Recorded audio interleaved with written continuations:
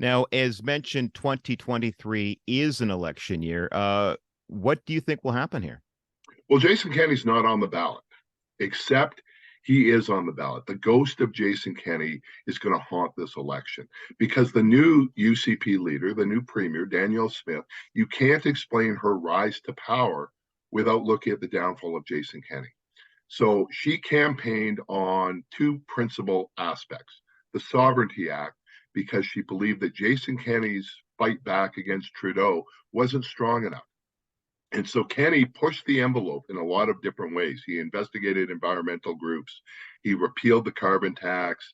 He sued the federal government when the federal carbon tax kicked in. He created a war room for oil and gas. None of that seemed to work.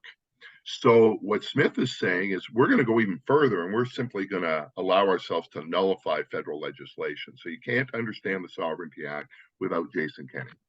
Likewise, the second pillar is she is fighting COVID restrictions. She's relitigating it. So all of those caucus members who thought that the restrictions were too harsh, that vaccine mandates were not needed, that the vaccine was actually more deadly than COVID, those have galvanized around Danielle Smith. And so this is why she has said that the unvaccinated were the most discriminated group in her lifetime, why she initially pledged amnesty for those convicted of public health policies, why she appointed Preston Manning to investigate the harm caused by government policies. And so Smith is on the ballot, but you can't understand Danielle Smith without Jason Kenney. And then you've got Rachel Notley, the only premier in the last 20 years to serve an entire term of office, who promises no drama. And it will be, polls right now show a close race, and we'll have to see how that plays itself out. You point out in the book as well that Alberta has become increasingly volatile in recent years. 7 premiers since Ralph Klein stepped down in 2006. Do you think another conservative political dynasty is possible, or is this new two-party system in Alberta here to stay? Oh, I think the two-party system is here to stay. It started to emerge in 2015.